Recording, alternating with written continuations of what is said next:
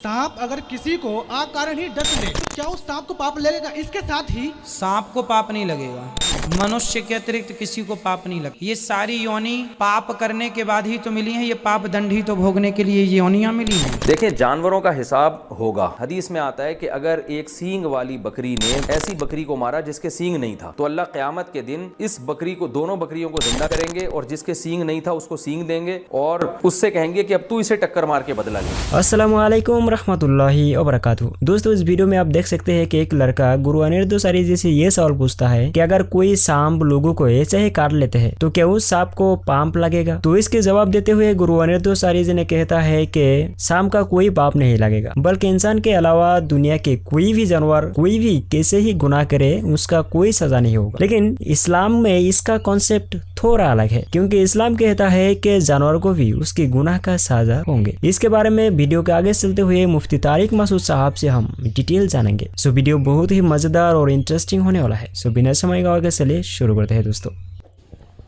राधे राधे गुरुजी। जी, जय सच्चिदानंद। जय सच्चिदानंद। गुरुजी, मेरा प्रश्न ये है कि जैसे सांप अगर अकारण ही किसी को डस ले तो क्या उसको उसका पाप लगेगा? या फिर किसको? सांप अगर किसी को अकारण ही डस ले तो क्या उस सांप को पाप लगेगा? इसके साथ ही सांप को पाप नहीं लगेगा जी, या इसके साथ ही अगर बकरी को उदाहरण ले, बेचारी छोटी सी है, किसी को नहीं मारती, उनको पाप नहीं लगता। वो केवल घास खाती है। शेर को पाप नहीं लगता, हाथी को पाप नहीं लगता, बकरा, मनुष्य के अतिरिक्त किसी को पाप नहीं लगता। पूछो क्यों?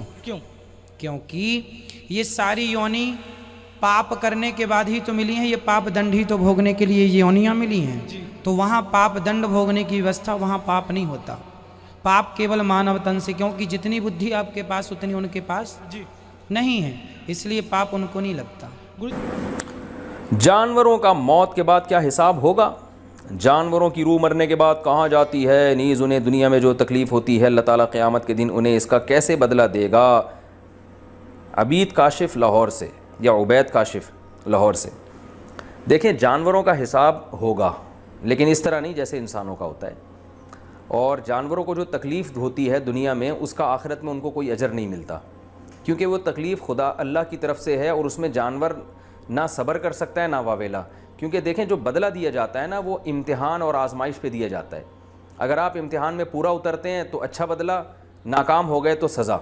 जबकि जानवर जो है उसमें चूँकि अक़ल नहीं है, लिहाजा वो इम्तिहान का अहल ही नहीं है। किसी पागल को आप एग्ज़ामिनेशन हॉल में ला के बिठा दें तो ना उसे फ़ेल करेंगे ना पास करेंगे, बल्कि उसका एग्ज़ामिनेशन हॉल में ला के बिठाना ही गलत होगा। तो इसलिए इंसान को जो तकलीफ़ों पे अजर मिलता है, इसलिए कि तकलीफ़ जब आती है तो आजमाइश है, एक एग्ज़ाम है, इम्तिहान है, तो आप उस पर सब्र करते हैं और कहते हैं भाई अल्लाह की तरफ से है, तो इस तकलीफ़ पे आपको क़यामत के दिन बदला मिलेगा, अल्लाह की तरफ से अजर मिलेगा। खुशी आती है तो आप उस पर अल्लाह का शुक्र अदा करते हैं, भाई अल्लाह की तरफ से ये आजमाइश है आपकी, कि आप इतराते तो नहीं हैं, आप फ़ख्र तकब्बुर तो नहीं करते, आप इस खुशी को अल्लाह की तरफ मंसूब करते हैं। अगर अल्लाह की तरफ मंसूब करते हैं, शुक्र अदा करते हैं, तो इसका मतलब आप इम्तिहान में कामयाब हो गए। अल्लाह खुशियाँ दे के भी आज़माता है, गम दे के भी आज़माता है। तो जो कामयाब होगा उसे जन्नत मिलेगी, जो नाकाम होगा उसे सज़ा मिलेगी। जानवर जो है उसको अल्लाह ने इतना शऊर दिया ही नहीं है कि वो तकलीफ़ में अल्लाह का शुक्र अदा करे और खुशी में तकलीफ़ में सब्र करे और खुशी में अल्लाह का शुक्र अदा करे। तभी आप देखें, जो जानवर जैसा बनाया, हर तकलीफ़ में उन सब का रिएक्शन एक ही जैसा होता है। तो वो ऐसा नहीं अच्छे और बुरे। तो इसलिए जो जानवरों पे तकलीफ़ आती है वो अल्लाह की तरफ से है और अल्लाह ताला मालिक है, उसको ये हक़ हासिल है कि वो खुशी भी दे सकता है, राहत भी दे सकता है। अलबत्ता अल्लाह की रहमत है कि अल्लाह जानवरों को भी खिलाते हैं और मज़े देते हैं, जानवरों भी बहुत सारी नेमतें मिलती हैं। कभी कभी जानवरों पे भी अल्लाह की तरफ से तकलीफ़ात आती हैं, जो तकलीफ़ें बिलाखिर ख़त्म हो जाती हैं। ऐसे लामुतनाही तकलीफ़ों में अल्लाह जानवरों को नहीं डालते। जैसे कोई जानवर माजूर हो गया तो थोड़े दिनों में मर जाता है, वो यही अल्लाह की रहमत है कि अल्लाह उसे मौत दे देते हैं, ज़्यादा अरसा उसकी तकलीफ़ चलती नहीं है। तो लेकिन उसको इस पर अजर नहीं मिलता और ना गुनाह मिलता है।